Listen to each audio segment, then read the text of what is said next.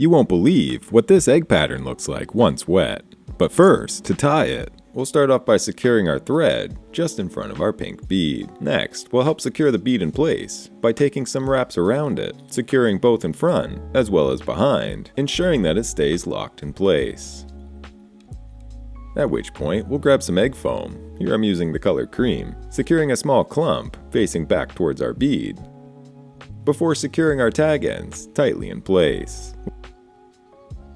With this complete, we'll fold over our foam, taking a few additional wraps over the top of it. Next, we'll grab another small clump of foam, securing it tightly to the underside of the fly pattern, and once again, securing our tag ends tightly. With this complete, we'll wrap our thread behind the bead before grabbing the egg yarn and stretching it out slightly.